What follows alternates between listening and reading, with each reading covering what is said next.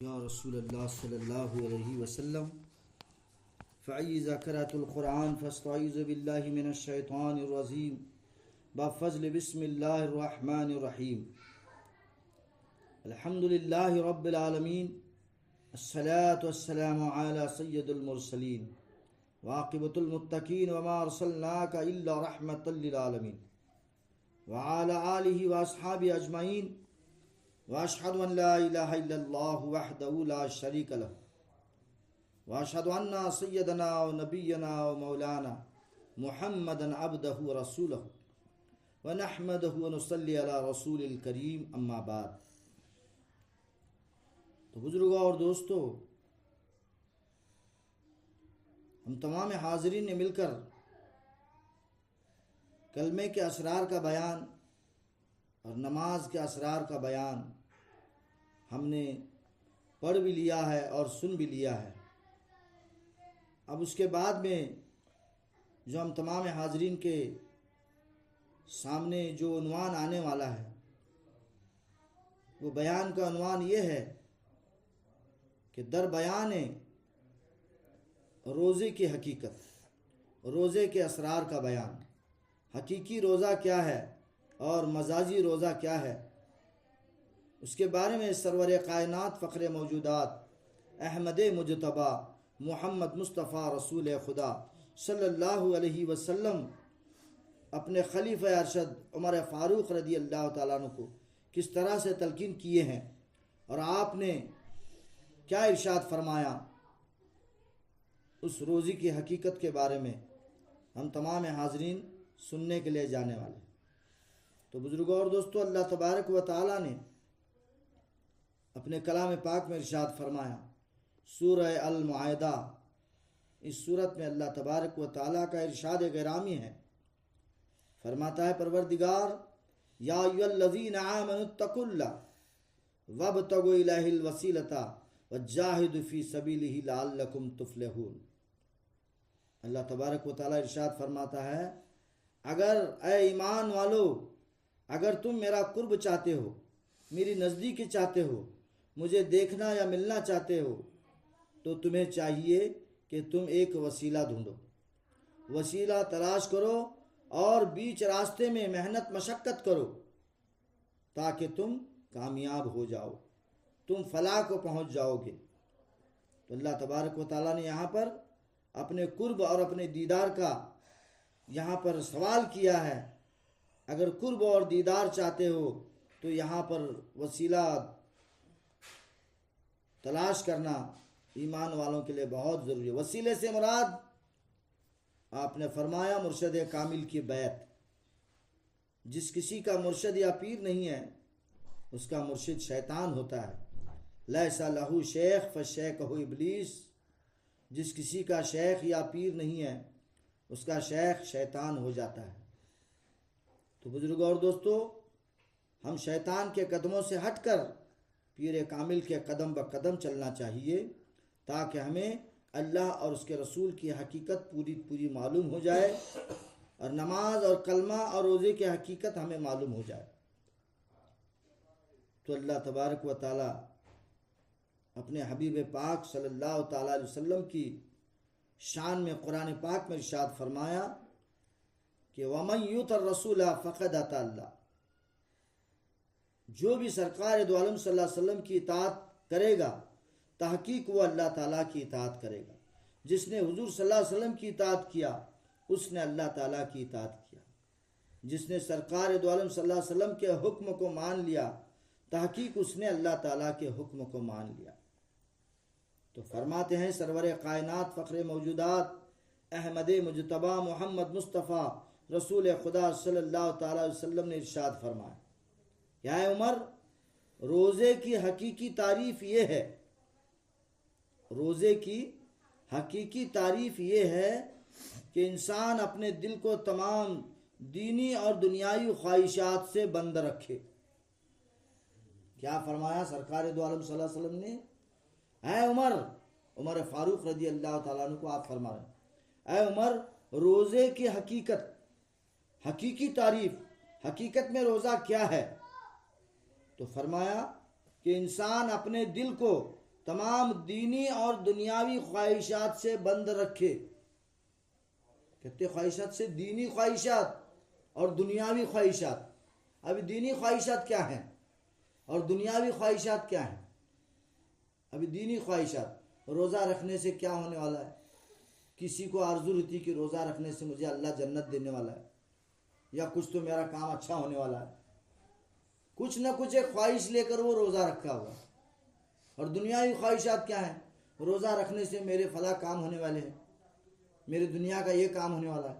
یہ کوئی چیز کی آرزو نہ رہے. وہ بندہ مومن اپنے تمام دینی اور دنیاوی خواہشات سے دل کو بند رکھے.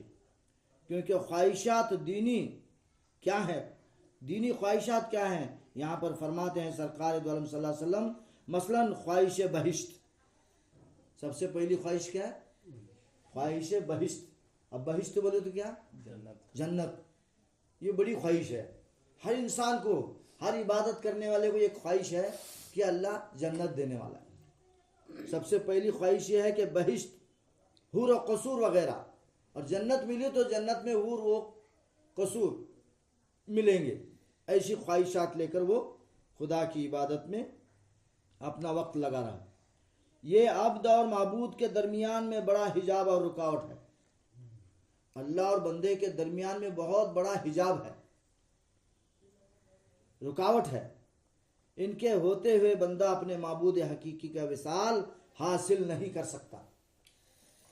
یہ اگر رکاوٹ ہے، جنت، دوزخ، حور جو بھی ہے، یہ ہوتے ہوئے بندہ اپنے مالک کا وصال حاصل نہیں کر سکتا، اپنے مالک سے مل نہیں سکتا. اور خواہشات دنیاوی، اب دنیا کی خواہش کیا ہے؟ خواہشات دنیاوی یہ ہے، مثلا خواہش جا و مال. جا و مال بولے تو مال و زر کی خواہش، عزت کی خواہش. یہ تمام نفسانی خواہشات ہیں. یہ وغیرہ تو سراسر شرک ہیں.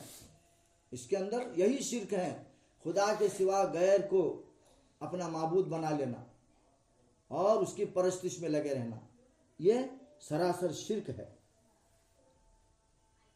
تو غیر اللہ کی طرف فکر اور خیال کرنا، یہ خواہشات ایک بڑے عجیب ہیں.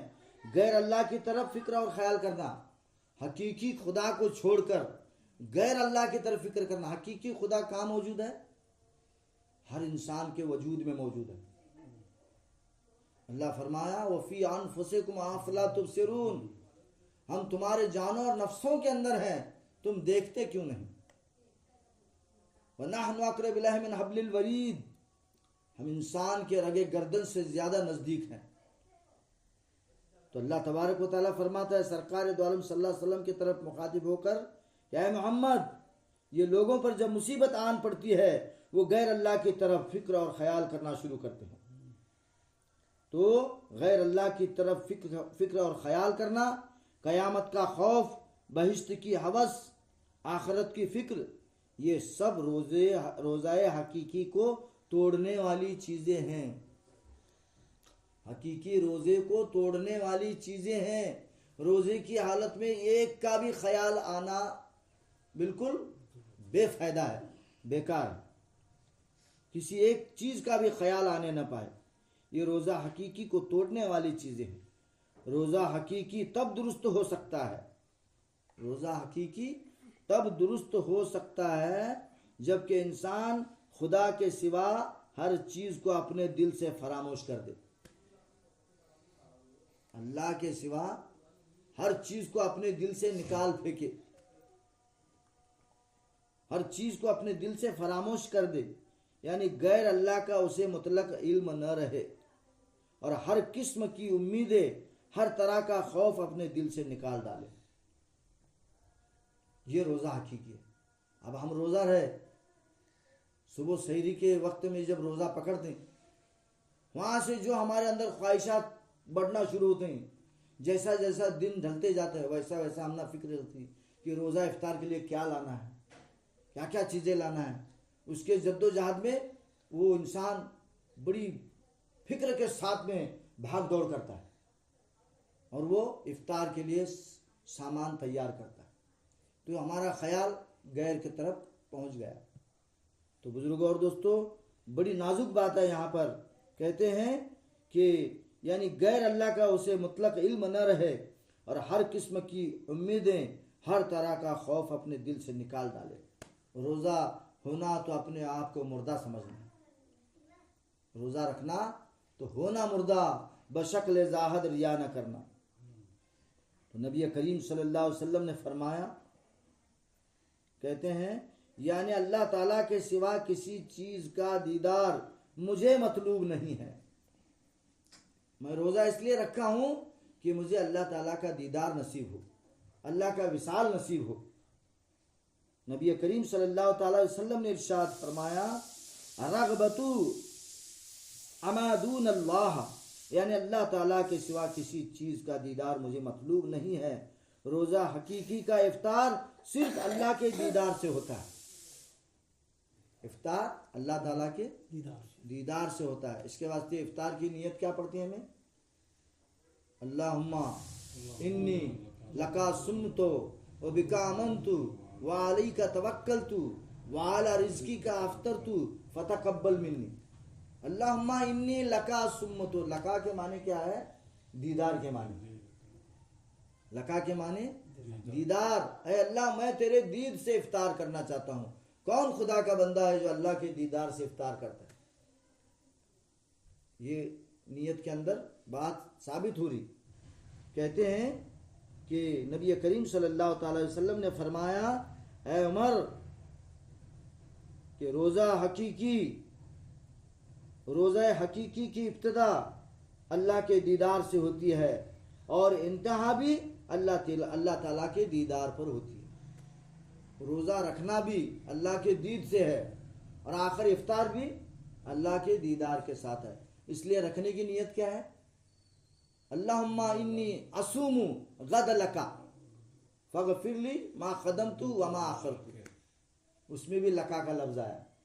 جب ہم روزہ رکھنے کا جب ارادہ کیے تو وہاں بھی اپنے پروردگار کا دیدار، اپنے پروردگار کے مشاہدے کے ساتھ میں روزہ رکھنا ضروری ہے۔ آخر اس کا افطار بھی دیدار الہی پر ہوتا ہے۔ تو نبی کریم صلی اللہ تعالی علیہ وسلم نے ارشاد فرمایا کہ اے عمر، روزہ حقیقی کی ابتدا دیدار الہی سے ہوتی ہے اور انتہا بھی دیدار الہی پر ہوگی۔ تو آپ سرکار دو عالم صلی اللہ تعالی وسلم نے ارشاد فرمایا، اے عمر، روزہ حقیقی کی ابتدا اور انتہا بخوبی ذہن نشین کر لینی چاہیے۔ یہ ہمارے دل دماغ میں بیٹھنے ہونا کہ افطار اور سحری حقیقی کیا ہے، اس کو ہمارے دل دماغ میں ذہن نشین کر لینی چاہیے۔ یعنی جاننا چاہیے کہ روزہ حقیقی کس چیز سے رکھا جاتا ہے اور کس چیز پر افطار کیا جاتا ہے۔ حقیقی روزہ کس چیز پر رکھا جاتا ہے اور کس چیز پر افطار کیا جاتا ہے۔ تو آپ فرماتے ہیں سو واضح ہو کہ روزہ حقیقی کی ابتدا یہ ہے، روزہ حقیقی کی ابتدا یہ ہے کہ انسان بتدریج معرفت الہی حاصل کر لے، اور اس کی انتہا یعنی افطار یہ ہے کہ قیامت میں اسے دیدار الہی نصیب ہوا۔ تو ارشاد نبوی صلی اللہ علیہ وسلم ہے، کہتے ہیں یعنی روزہ دار کے لیے دو خوشیاں ہیں، روزہ دار کے لیے دو خوشیاں ہیں۔ ایک خوشی افطار کے وقت، ایک خوشی روزہ افطار کے وقت، اور دوسری خوشی اللہ کے دیدار کے وقت۔ جب انہیں افطار کرنے لگتا ہے کیا بولتا ہے؟ یا واسی الفضلی یغفر لی، یا واسی الفضلی یغفر لی۔ اے اللہ، اب مجھے تیرا وصال ہونے والا ہے، تیرا بڑا فضل و کرم ہے مجھ پر کہ اب میں تجھ سے ملاقات کرنے والا ہوں، تجھ سے ملنے والا ہوں، تجھ میں فنا ہو جانے والا ہوں۔ یہ افطار کے وقت کی خوشی ہے۔ کر کو اس کے واسطے بار بار پڑھنے کو حکم ہے، پڑھنا کیا؟ یا واسی الفضلی اغفر لی۔ تو ایک خوشی افطار کے وقت ہوتی ہے اور دوسری خوشی اللہ تعالیٰ کے دیدار کے وقت ہوتی ہے۔ تو سرکار دو عالم صلی اللہ تعالی وسلم نے فرمایا، اے عمر، عوام الناس کے روزے میں پہلے روزہ ہے اور آخر میں افطار ہے. عوام جو روزہ رکھتی ہے ان کا پہلے روزہ ہے. عوام الناس کے روزے میں پہلے روزہ ہے اور آخر میں افطار ہے. لیکن حقیقی روزے میں اول افطار ہے اور آخر میں روزہ ہے. حقیقی روزے میں اول افطار ہے. اب افطار کیا چیز ہے ہمیں سمجھے نہیں. افطار کرنا ہے، روزے کو افطار کرنا بولو تو کیا معلوم ہے؟ شرک، کفر، بدعت، کینہ، کپٹ، بغض، حسد، ہرس، ہوا، چوری، چگلی، زناکاری، بہتان، خود پسندی، تکبر، انانیت، عجب، قجب، غضب، ان تمام باتوں سے پاک ہو جانا ہے. ان تمام باتوں کو نکال پھینک دینا ہے. یہ اللہ والوں کا افطار ہے. اگر وہ چیزیں اس میں رہے تمہیں کتنا بھی بھوکا رہو، کتنے بھی روزے رکھو، وہ روزہ حقیقی نہیں ہوتا. ان تمام چیزوں کو نکال پھینک دینا ہے. تو فرمایا گیا یہاں پر کہ حقیقی روزے میں اول افطار ہے اور آخر میں روزہ ہے. دیکھو موضوع سالک جو کہ خدا رسیدہ بندے ہیں وہ ہمیشہ روزہ دار رہتے ہیں. موضوع سالک جو ہے نا، اللہ والے لوگ ہمیشہ روزے میں رہتے ہیں. روزہ رکھنا بولے تو اپنے کو بھول جانا اور اللہ میں واصل ہونا. جو خود کو بھول گیا ہے وہ خدا سے واصل ہو گیا. اور کہتے ہیں کسی وقت بھی ان کا افطار نہیں ہوتا. ان کو روزہ افطارج نہیں، ان کا ہمیشہ روزے میں ہے، کیونکہ وہ ان تمام باتوں سے پاک ہو چکے ہیں. ان کو کھانے پینے سے کوئی مقصود نہیں ہے، کوئی مطلب نہیں ہے. وہ ہمیشہ روزے میں رہتے ہیں. ان کا کبھی افطار نہیں ہوتا، کیونکہ روزہ حقیقی کے لیے افطار شرط نہیں ہے. حقیقی روزے کے لیے افطار شرط نہیں ہے. ان کا افطار چاند دیکھ کر جو روزہ پکڑتے ہیں انہوں، آخر چاند دیکھنے کے بعد میں روزہ افطار ہوتا ہے. چاند دیکھ کر جو روزہ انہوں نے پکڑے، شیوٹ کا جو چاند رہتا ہے عید کا، اس وقت وہ چاند دیکھ کر ہی اپنا روزہ افطار کر لیتے ہیں. اللہ والوں کی یہ خصوصیت، یہ شان ہے. تو کہتے ہیں کہ حقیقی روزے کے لیے افطار شرط نہیں ہے کہ کبھی روزہ رکھو کبھی افطار کرو. یہ اظہار کا پکڑنے کا، چھوڑنے کا، افطار کرنے کا، سحری کرنے کا، یہ اللہ والوں کے لیے نہیں ہے. ان کو خبر نہیں اپنے وجود کی. جس کو خبر نہیں اس کے لیے کیا افطار اور کیا سحری. اور کہتے ہیں وہ ہمیشہ روزہ دار رہتے ہیں. اے عمر، تمام لوگ روزہ تو رکھتے ہیں مگر ان کے خیالوں میں کھانے پینے اور جمع اور اجتناب کرنا پڑتا ہے. یہ تمام خیالات ان کو تکلیف پہنچاتے ہیں. یہ حقیقی روزہ نہیں ہے بلکہ یہ روزہ مزاجی ہے. یہ روزہ مزاجی ہے. تو فنا کے معنی کیا ہیں؟ فنا کے معنی یہ ہیں کہ اسرار الہی ان کو حاصل نہیں ہوئے. وہ اللہ میں فانی نہیں ہوئے، اپنے آپ کو باقی رکھ کر روزہ رکھ رہے ہیں. وہ زینت ظاہری میں مبتلا ہیں. زینت ظاہری کو تو کیا ٹھاٹ باٹ بنا لے کو، جبہ دستار پہن لے کو، روزہ افطار کرنے کے لیے جانا، روزہ چھوڑنا، اپنے آپ کو سامنے ظاہر کرنا، یہ لوگوں کو اللہ کا وصال نہیں ہے. وہ ظاہری ٹھاٹ بات میں مبتلا ہیں اور حقیقت سے بے بہرا ہیں. حقیقت سے بے بہرا ہیں. لیکن اس مزاجی روزے میں غیر اللہ کا ترک نہیں ہوتا. مزاجی روزے میں غیر اللہ کا ترک نہیں ہوتا. ہمیشہ غیر اللہ کی طرف دھیان رہتا ہے. کیا کرنا ہے، کیا لانا ہے، یہ سارے خیالوں میں وہ ڈوبا ہوا ہوتا ہے. غیر اللہ کا ترک نہیں ہوتا اور تمام خطرات نفسانی و انسانی اس میں حائل ہوتے رہتے ہیں. ایسے روزہ داروں کے قول اور فعل سب غیر اللہ کے ہیں. ایسا روزہ یعنی مزاجی ہرگز حقیقی اور رحمانی روزہ نہیں ہو سکتا. اس ظاہری اور مزاجی روزے سے بجز اس کے اور کیا فائدہ ہو سکتا ہے کہ انسان روزہ رکھ کر ناداروں اور مفلسوں کی بھوک اور پیاس کا احساس تو ضرور کر سکتا ہے. غریب مسکین محتاج کی بھوک کو احساس کرنا ہے. انہیں بھوکا ہے تو بھوکا رہنے کے بعد میں کیا تکلیف ہوتی ہے اس کا احساس کر کے اس غریب بھوکے کو کھانا کھلانا ہے. اس نادار اور مفلسوں کو کھانا دینا ہے کہ بھوک کے بعد میں کیا تکلیف ہوتی ہے، اپن خود بھوکا رہ کے دیکھنا ہے، اس وقت غریب محتاج مسکین کی بھوک کو محسوس کرنا ہے اور اسے کھانا دینا ہے۔ تو کہتے ہیں کہ احساس کر سکے اور غریبوں اور مسکینوں کی مدد کر سکے، اس کے سوائے اس ظاہری روزے سے اور کچھ فائدہ مقصود ہو سکتا ہے۔ تو نبی کریم صلی اللہ تعالی علیہ وسلم کا ارشاد فریض بنیاد ہے۔ کیا کہتے ہیں؟ یعنی بے مرشد بے دین ہوتا ہے، جس کا کوئی پیر یا رہبر نہیں ہے اس کو کوئی دین نہیں ہے۔ بے مرشد بے دین ہوتا ہے، اور بے دین معرفت الہی سے بے بہرہ ہوتا ہے، اور جو معرفت الہی سے کورا ہے اس کا کسی صحیح جماعت سے تعلق نہیں، کسی صحیح جماعت سے تعلق نہیں ہوتا ہے۔ اور جس کا کسی صحیح جماعت سے تعلق نہ ہو اس کا کوئی مؤنث غمخوار نہیں ہوتا، اور جس کا کوئی مؤنث غمخوار نہ ہو اس کا کوئی دوست یا یار شخص نہیں ہوتا، اور اس شخص پر غفلت و نفسانیت کا دیو سوار ہو جاتا ہے، اور وہ حماتن نفس اور شیطان کے پنجے میں گرفتار ہو جاتا ہے۔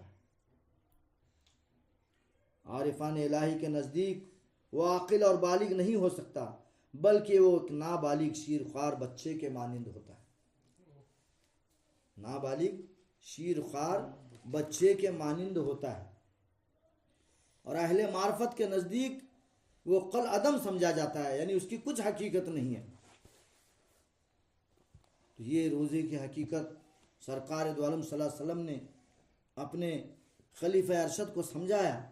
اس کے بعد میں آپ نے پوچھا، یا رسول اللہ زکوٰۃ کیا ہے؟ زکوٰۃ کے بارے میں آپ کا کیا کہنا ہے؟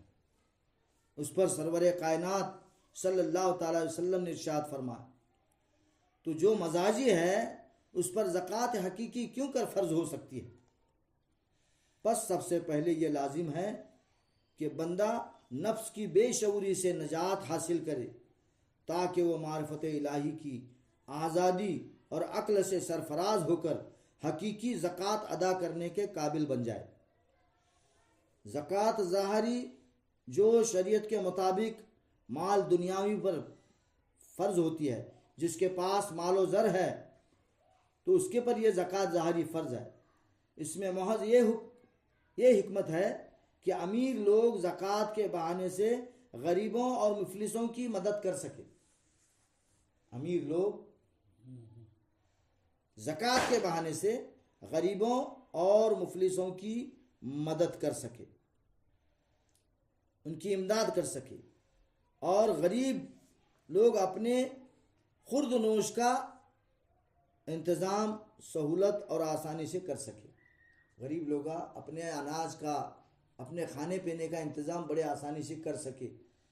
یہ امیروں پر فرض ہے کہ غریبوں کو زکوٰۃ دینا۔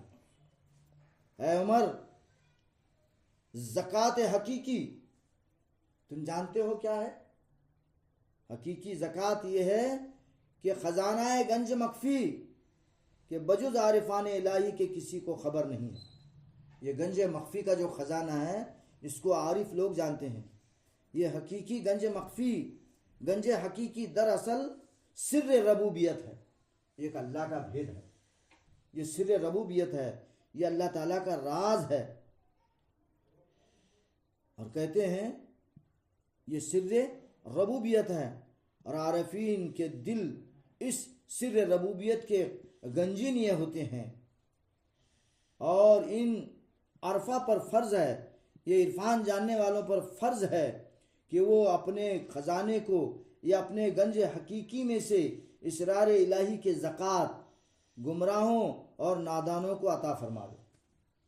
جو لوگ اس سے ناواقف ہیں ان کو یہ زکوٰۃ حقیقی معرفت الہی کا خزانہ وہ عطا فرماوے، اور گم گشتگان بعد ضلالت کی رہنمائی فرماوے، جو اندھیرے میں ڈوبے ہوئے ہیں ان کی رہنمائی فرماوے، کیونکہ مستحق کو اس کا حق دینا عین زکوٰۃ ہے۔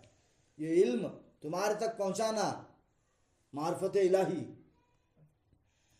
اللہ کا خزانہ تم تک پہنچانا یہ عین زکوٰۃ ہے. اگر یہ زکوٰۃ وہ ادا نہیں کرے گا وہ عارف نہیں ہو سکتا. یہ عین زکوٰۃ ہے. اور فرمایا گیا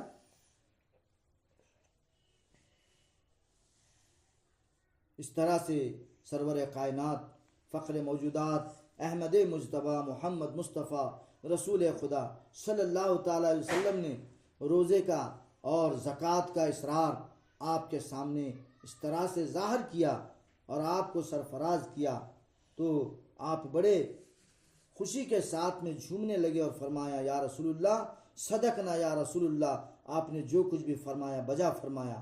اور آپ کو اطمینان ہو گیا اور آپ نے سرور کائنات صلی اللہ تعالیٰ علیہ وسلم کا اور اللہ تبارک و تعالیٰ کا شکریہ بجا لایا.